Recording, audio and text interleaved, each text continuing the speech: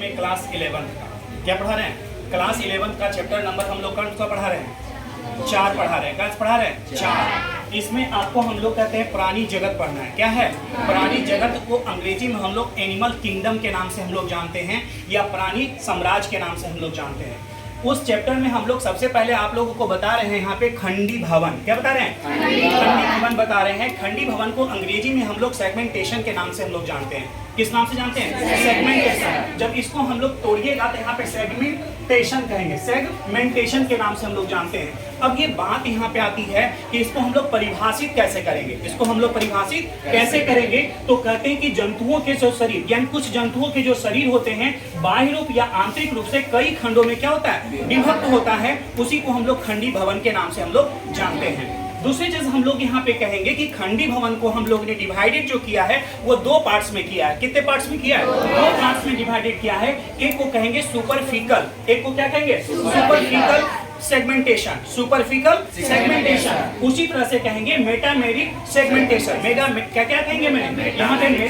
Metameric segmentation के नाम से हम लोग जानते हैं। अब यहाँ से आता है कि बात ये सुपरफिकल सतही यानी जिसको कहते हैं सतही खंडी भवन के नाम से हम लोग जानते हैं, उसे क्या करते हैं? तो इस प्रकार के खंडी भवन के जंतु सिर्फ बाहर से सखंडित दिखाई पड़ते हैं लेकिन अंदर से सखंडित दिखाई नहीं पड़ते हैं। तो वैसे खंडी भवन को हम लोग क्या कहेंगे? उसी वैसे खंडी भवन को हम लोग सुपरफिकल सेगमेंटेशन के नाम से हम लोग जानते हैं। और यहाँ पे क्या होगा? मेटामेरिक में बस यही चीज कर लेंगे डायरेक्ट कि बाहर कहते हैं कि इस प्रकार के खंडी भवन के जंतु सिर्फ बाहर से सखंडित दिखाई नहीं पड़ते हैं। यहाँ पे बाहर से भी खंडित सखंडित दिखाई पड़ेगा और अंदर से भी खंडित दिखाई पड़ेगा। दोनों जगह क्या होगा? सेम टू सेम होगा, यानी सब दोनों जगह क्या होगा? बराबर होगा। जैसे ऊपर होगा वैसे अंदर का भी होगा।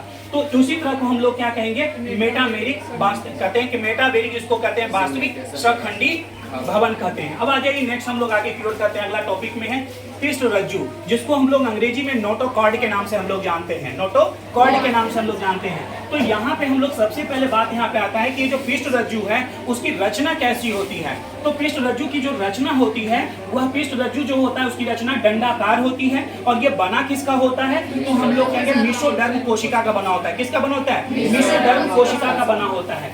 उसी तरह से हम लोग यहाँ पे कहेंगे कि पृष्ठ रज्जु का जो रचना होता है वो कैसा होता है? दृढ़ शेप होता है। कैसा होता है? दृढ़ शेप होता है। दूसरा हम लोग कहेंगे कि भ्रूणीय विकास के समय शरीर के पृष्ठ भाग में बनता है। भ्रूणीय विकास के समय ये शरीर के कहाँ बनता है? पृष्ठ भाग में बनता है। ठीक है।